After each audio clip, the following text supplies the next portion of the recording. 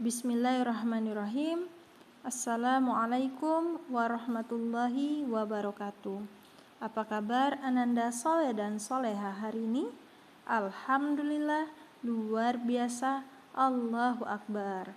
Semoga Ananda Soleh dan Soleha selalu dalam keadaan sehat walafiat dan kita semua terlindungi dari bahaya COVID-19 ini.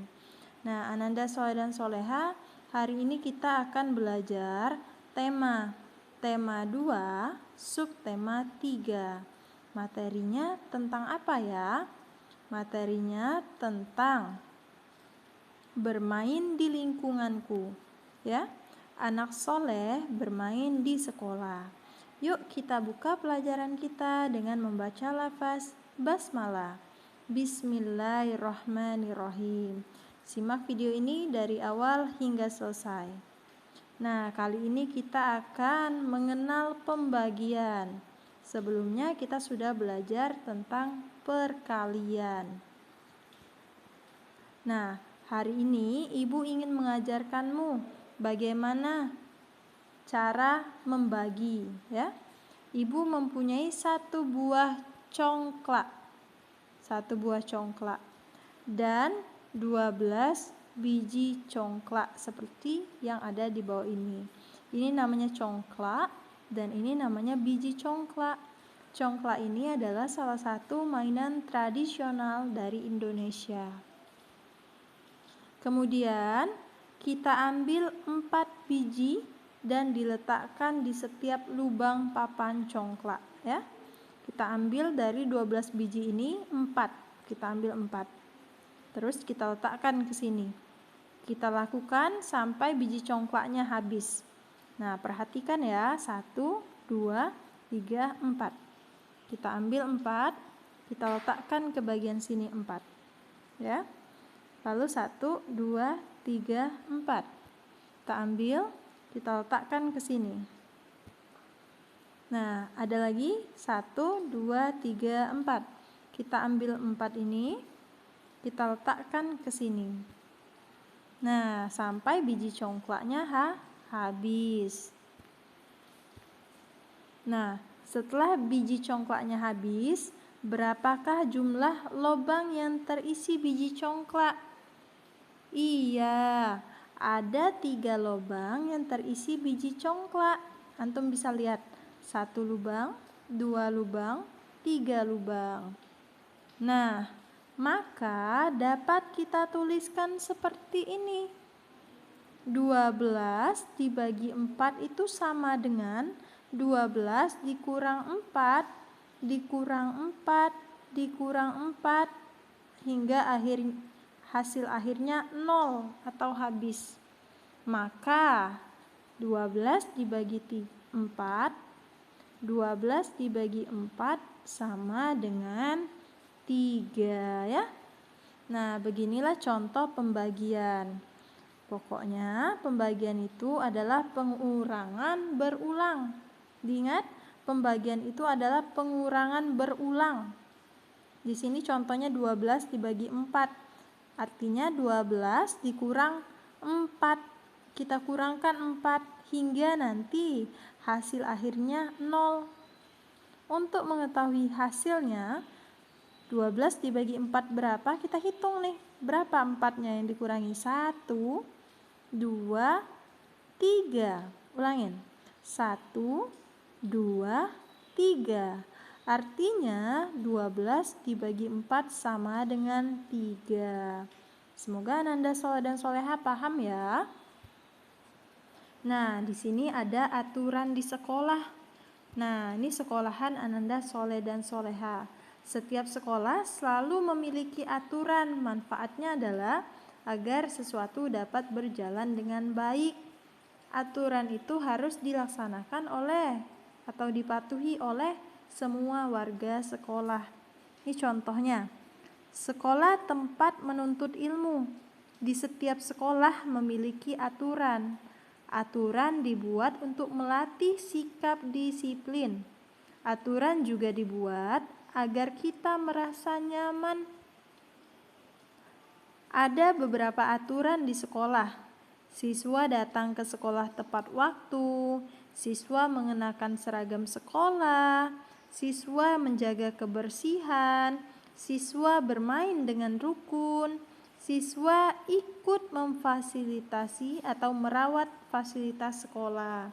Dalam hal ini kita sekolahnya sekolah online, sekolah daring. Nah, ketika kita mengikuti Zoom meeting atau Google Meet, maka antum harus menggunakan seragam sekolah. Nah, itu aturan. Ya, meskipun kita belajarnya online, tapi tetap menggunakan aturan. Menggunakan seragam sekolah, anak soleh pakai peci, anak soleha pakai jilbab, harus menutup auratnya ya. Nah, beginilah kira-kira. Kemudian minggu lalu kita sudah belajar tentang sifat benda ya. Nah, kali ini kita membahas sifat benda gas. Nah, balon. Ini salah satu contoh benda gas. Balon ini adalah benda padat. Isi dari balon ini itulah benda yang berwujud gas. Nah, ini ban. Ini ban mobil. Ban mobil ini wujudnya adalah padat. Yang mana yang gas? Yang gas adalah isi dari ban mobil ini. Ini ada tabung LPG ya nak. Tabung LPG ini wujudnya, bendanya ini adalah padat ya. Tabungnya ini adalah benda yang berwujud padat. Gasnya yang mana? Gasnya adalah isi dari tabung gas ini. Nah, kemudian terakhir ini adalah angin. Kemarin kita sudah membahas bahwa angin adalah sebuah benda yang tidak bisa kita lihat, tapi dapat kita rasakan ya. Nah, angin ini adalah salah satu contoh gas. Nah, benda gas mengisi seluruh ruangan yang ditempati. Ya. Jika antum melihat balon, awalnya balon ini tidak terisi dengan gas. Namun ketika antum tiup, lama-kelamaan dia akan membesar, membentuk seperti ruangan, membentuk seperti bentuk balonnya. Bila balonnya berbentuk bulat, maka akan hasil gasnya nanti akan berbentuk bulat. Kalau balonnya itu berbentuk love, maka nanti bendanya atau balonnya nanti berbentuk love juga gasnya ya. Kemudian benda gas itu bentuknya mengikuti wadahnya. Nah, gas yang ada di dalam LPG ini bentuknya ya seperti LPG ini. Gas yang berada di dalam ban ini maka bentuknya akan seperti ban. Kemudian gas yang ada di angin ini kan bentuk wujudnya gas nih. Maka bagaimana bentuk gasnya? Tidak menentu ya, mengikuti. Kemudian benda gas tidak dapat dilihat. Nah, Ibu tadi sudah bilang angin ini adalah wujudnya gas dan angin tidak bisa dilihat. Begitu juga dengan gas.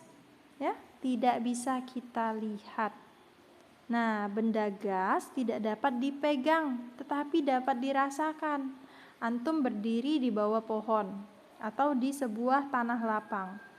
Antum tidak akan bisa melihat wujudnya angin, tapi antum bisa dapat merasakan sejuknya angin, ya. Jadi gas itu tidak dapat dilihat tapi dapat dirasakan. Antum bisa lihat gas di dapur ibu antum atau umi antum, ada sebuah gas. Ketika gas itu terlepas atau ada yang keluar, bocor istilahnya, antum tidak akan bisa melihat gas itu keluar dari tabung, tapi antum bisa dapat merasakannya, aroma gasnya, ya. Nah, kemudian di sini ada karya imajinatif 2 dimensi. Sebelumnya di tema 1 kita sudah membuat sebuah gambar ya, Nak ya. Nah, apa itu karya imajinatif 2 dimensi? Karya imajinatif 2 dimensi adalah karya imajinatif yang hanya memiliki 2 sisi. Ya, 2 sisi saja ya. yaitu sisi panjang dan sisi lebar, sehingga tidak memiliki ruang. Contohnya nih, ini adalah sebuah lukisan ya, yang disebut karya imajinatif 2 dimensi. Contohnya adalah lukisan. Lukisan ini hanya memiliki panjang dan lebar, dan tidak bisa atau tidak memiliki ruang. Cuman bisa dilihat dari satu arah saja, arah depan. Tidak bisa dilihat dari arah bawah atau bahkan arah belakang. Contoh lainnya, nih ada juga ini foto nih. Foto itu adalah salah satu contoh karya imajinatif 2 dimensi yang hanya memiliki sisi panjang dan lebar, ya. Hanya bisa dinikmati dari depan. Foto itu tidak bisa dilihat dari belakangnya, ya nak. Nah, kemudian di sini ada juga karya imajinatif 3 dimensi. Apa itu karya imajinatif 3 dimensi? Karya imajinatif 3 dimensi adalah karya imajinatif yang memiliki 3 sisi, yaitu sisi panjang, sisi lebar, sisi tinggi. Nah, nih antum bisa lihat nih contohnya ya. Contohnya ini adalah lemari. Ada panjang, ada lebar, ada ruang, ya. Kalau antum buka lemari ini ada ruangnya. Nah ya, bisa lihat dari depan, samping juga. Contoh lainnya nih, apa? Ini tas. Tas ini adalah salah satu contoh karya imajinatif 3 dimensi. Nah, adakah contoh lainnya? Banyak, ya. Contoh karya imajinatif 3 dimensi adalah patung. Antum tahu patung? Patung itu bisa dilihat dari depan, samping ya, dan memiliki ruang. Contoh lainnya apa? Contoh lainnya adalah kerajinan gerabah dari gerabah Gucci. Antum tahu Gucci? Gucci itu adalah salah satu contoh karya imajinatif 3 dimensi. Ya. Nah, mungkin hanya itu yang bisa disampaikan. Semoga apa-apa yang disampaikan ini bisa antum pahami dengan baik Ananda Soleh dan Soleha, tentang pembagian, tentang aturan yang berlaku di sekolah, dan juga tentang karya imajinatif. Mungkin hanya itu, lebih dan kurang Ibu mohon maaf, kepada Allah Ibu memohon ampun. Kita tutup pertemuan kita ini dengan membaca lafaz hamdalah, alhamdulillahirabbil alamin, dan wassalamualaikum warahmatullahi wabarakatuh.